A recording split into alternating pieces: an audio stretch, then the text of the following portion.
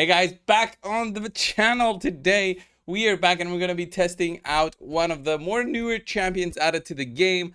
I haven't been uploading as frequently lately because I was away helping out the wife with her own business. But today we're back and we're going to be trying out a champion called Arix, the daily login champion. I don't have that champion, but my buddy here, Spy RR, gave me his account to try the champion out. We'll be showcasing him with not so, fully decked out account and not, of course, fully decked out skills. We'll have a look at how this champion works. The way that he got it from shards, which are unfortunate since you get a daily login champion from them. It happened to me in the past and it can happen to you. Even so, Arix, you get him from the daily login reward right now after about 2 years of playing. Is it going to be worth it to really get this champion? Well, we'll have a look. Is it worth to put in all those resources? From the first looks of it, not so much. Let's go and have a look at Arix. We have it at a level 60 full ascension, all right, but no skill ups on the skills, which is fine. We do have masteries to give to Arix, so we'll work on that in a bit. So where will Arix be the best in, all right?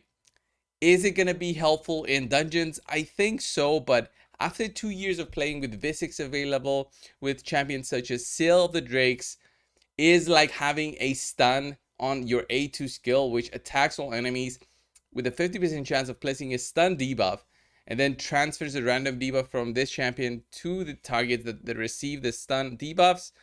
Is that going to be worth it? I don't really think so. This has to have a good multiplier, though, for me to just fully book it out and give it my hard-earned resources. So I wouldn't get a stun going in. Let's say if you're going to use this champion for something like a clan boss, you won't get the stun in there, so you have to go for damage. For Hydra, there's no way to control the Hydra heads with stuns, so again, it's useless right there. And this champion does have ally protection, so that's why I've mentioned the clan boss in the Hydra. He does have ally protection with a 3-turn cooldown and fully booked out, which this looks promising, and a counterattack buff as well on the champion, which means he'll be going in with the A1 skill, which is an AoE attack that has a 25% chance of removing one random buff from the target. This is nice, and this can actually be used, I would say, in the Hydra. This will be more like a champion used for stripping buffs of the Hydra, but not really so much about,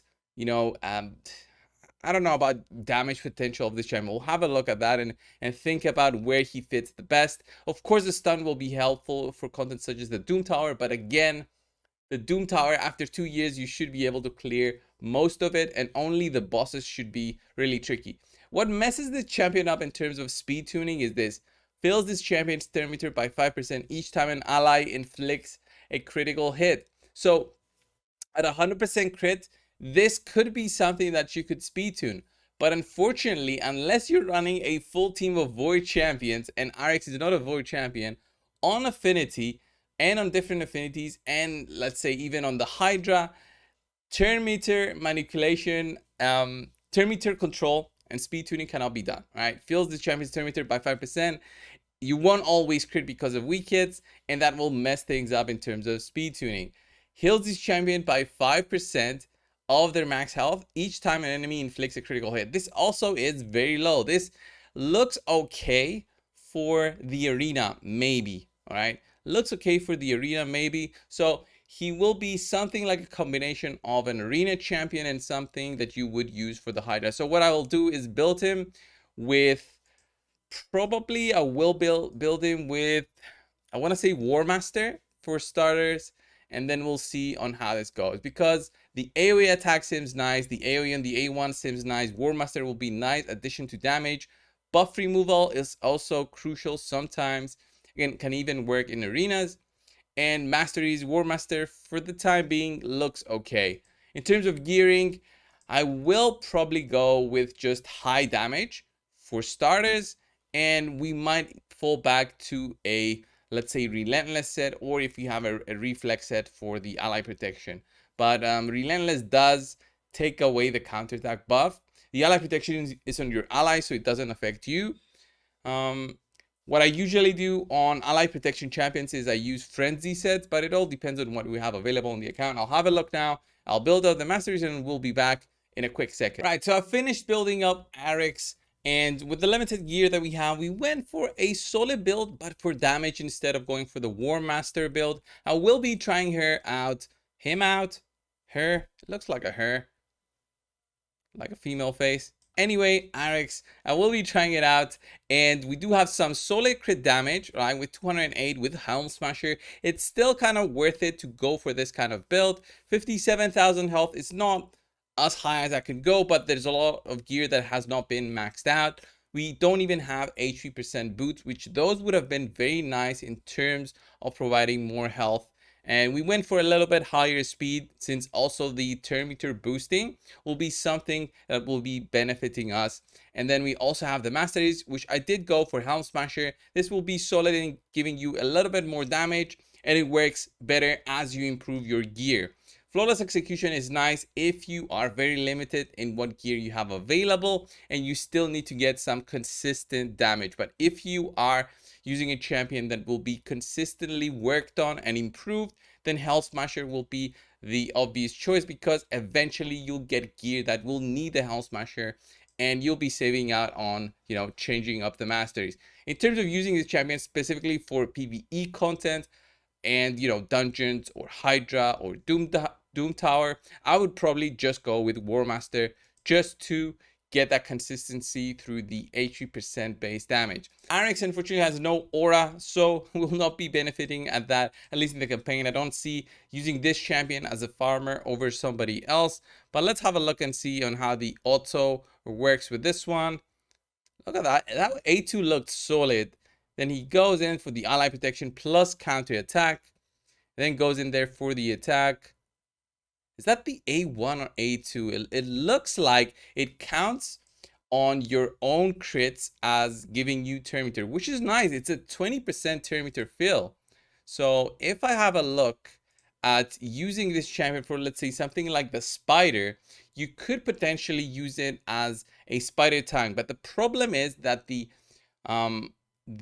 counterattack buff causes the small spiders to switch targets. They will never target a champion with an ally, not ally protection, with a counterattack buff. So I was thinking about using Arix in there, but thought might not be the one that I want to. But the good thing about Arix is that you can get a ton of turn meter fill through that A1 skill. So if I have a look at this, because of the sheer number of targets in here, I should be getting a lot of turns. This is not a team that I would go for, but just having a look at the amount of turn meter I'll be getting, because of all my allies also getting crits, I should be getting lots of turns all the time. But the way that sometimes turn meter works is that even if you're at 100%, everybody else will go and then you will go, just because of the order of having your turn meter filled. So we do get the stun here, so that's going to help with spiders. It's going to be a champion that can help out, but again, it's 2 years in. It's not a champion you get, let's say, the first 6 months alongside Syl. It's a champion you get so far back where spider is no longer such an issue that you'll need to think twice before before going into the spider dungeon. So I do see the turn meter fill with all the crits from my allies.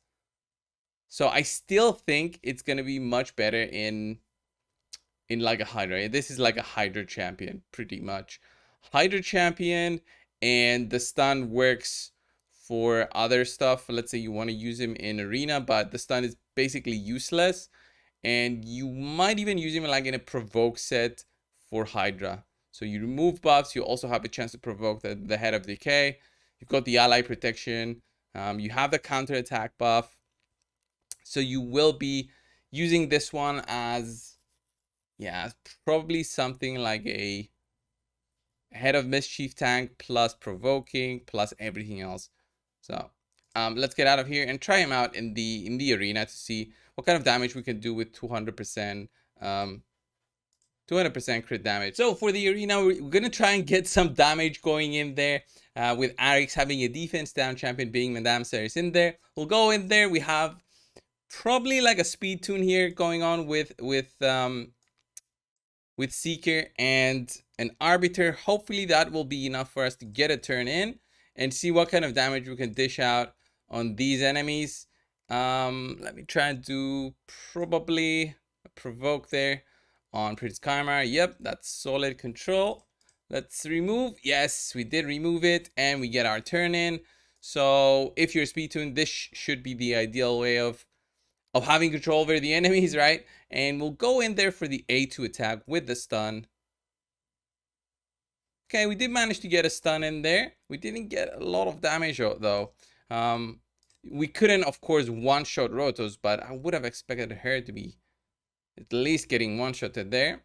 All right, so she managed to revive, so see how that goes. Oof, okay. The True Fear is going to be so nasty. True Fear is going to be so nasty. It's 50% chance, but if it's the enemies having it applied against you, then it's 100% chance. I'm going to be losing my turns. All right. Didn't manage to remove like one buff. I think the buff removal should have been a little bit higher. Feel like it's a little bit low chance. 25% chance. You need to book it out to actually be something worthwhile. So here the ally protection would have helped them survive, but I'm still want to be going with the A1. The A1 is barely any damage, like 18k. It's nothing. You do get the thermometer boost when we crit. So if I crit with Seeker, then it's there. Look at that, 27,000. In terms of being a damage dealer, it's not being that surprising that it's not that good. I think it's more of a support type role that I would be going for. Kind of get a turn here. Ooh, we did manage to cut in. We'll speed boost. Try and see if we can provoke that guy. Okay, that's good. Defense up on almost everybody. Arix has the block buffs, so we'll remove all these buffs. That is solid. Okay. And let's try and stun here.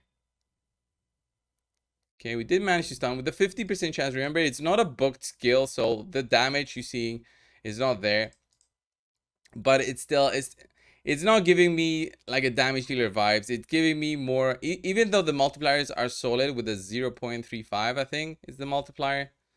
The gear would have given us obviously better outcomes here. But the A1 crits for like 30k with the defense down. It's all right. It's more about control with Arix. It's more about control. And I would say for Hydra, I would go with like a high resist build, high accuracy also. And then you be healing by the attacks you receive. And that's basically how you make it work. Let's put an auto and see. I wonder if Arix is going to go for the kill. No. Okay. Seeker went for the kill.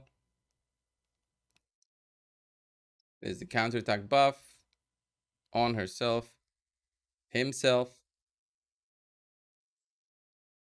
This is gonna take forever. We need to see the buff removal. Come on. The buff removal from the A1. Is it really worth it? Madame didn't do it. He went for the A2. So receiving crits, like in most areas of the game, it's very low chance to receive crits from non-PvP accounts. Okay, if you're doing dungeons, the chances to receive a crit are very low. If you're doing clan boss, it's 15% to receive a crit. So it's not that high. The healing that you'll receive, the chance for it is not going to be that high. So for Hydra, so for the second part of this champion testing, we'll go in with the stun set. We have a low gear, level 8. I didn't want to go all out leveling up everything. We do have the required accuracy. You'll need about 200 or so if you will be removing buffs. You will need some solid speed. So if you are leveled up those boots, we will be around the 180 mark in terms of speed. So that's solid. And again, an HP based champion needs more health than anything else. So you would go with health on the gloves and health on the chest, looking for HP percent on the substats through your gear. But since you also need accuracy, you also need to be looking for that as well. And you want to be going for speed if you want to go for a very quick build, right? So a north of 200 220 kind of speed sets would be beneficial. Speed sets would be beneficial since it would give you more speed. So instead of the immortal set, which gives me healing now, you can go for speed set. It's all up to you in personal preference on how many supports you'll also be running with Arix. So the best reason to use a crowd control champion with a stun set would be something like having Arix in there. So instead of using Seal here or maybe Skull Crown is probably there for damage. I'm probably gonna use replace Necrit and put in Arix for this one and try and see if we can push through and beat this stage of the hard. Is this the hard Doom Tower? Yeah, looks like the hard Doom Tower. Even though we got block damage, we need a lot of control here to make things work. So stuns are gonna be king. So Seal is always good. HP burns work nicely for damage. And then we need to see Arix. Wow, the freezes. Oh, this is a Torment. That's why we're getting freezed all the time. Okay, we should start counter-attacking, and that will be removing the buffs, hopefully. With investment of skill books, that will be removing buffs. But at the current state, without any books in there, we're just there on the mercy of our cooldowns, right? The longer cooldowns on everything. So we're slowly killing off the other characters, which is nice. You will need to go in there with the support. Like, Seal is great because of the revive, and she also has her own stun skill and ally protection and speed up buff and speed down and telemeter control. So Seal is like 100 times better than Arix in terms of investment, I would say. So if you get Arix from a shard, then just go with Arix. Only if you really want to build some kind of ally protection combination with double ally protect.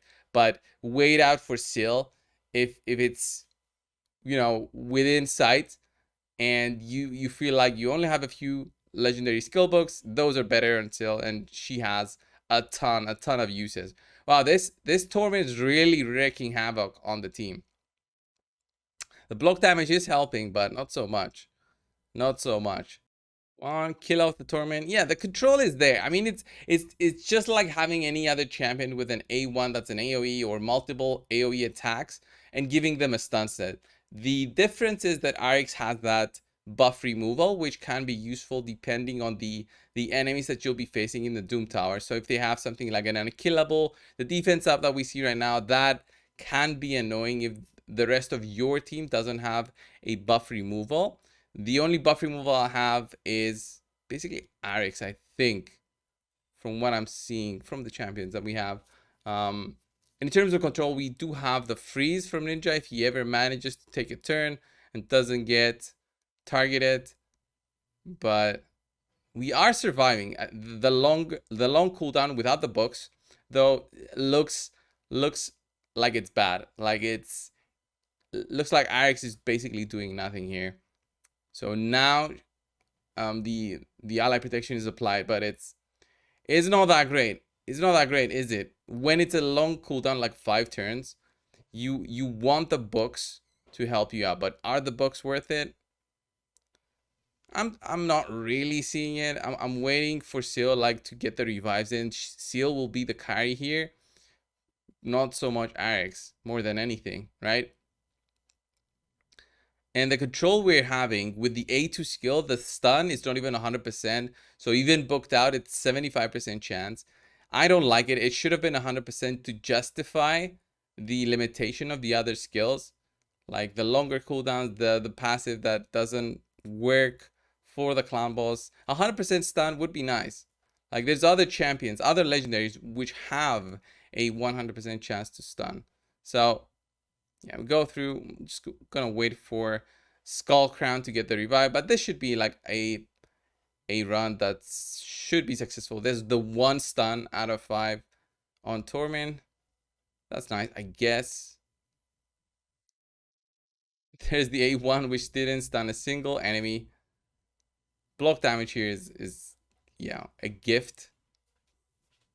And then Seal should revive soon enough, and that should give me something to do here. We did manage to clear it, but I think it's more about having enough control in there rather than just having Arix. So Arix really doesn't show anything above any other champion, such as, let's say, Sylar would be an amazing alternative here, and it's an epic, easier to book, and has a lot more utility for let's say the Doom Tower. So I would just use my epic books on Sylar and use her for the Doom Tower instead of Arix. So this was the showcase of Arix, the Nitro legendary that we get from daily login, but you can also get from a lucky or an unlucky shard. What do you guys think? Would you build it any differently? Let me know down below. Thank you for watching. Subscribe if you haven't already, and I'll see you in the next one. See ya.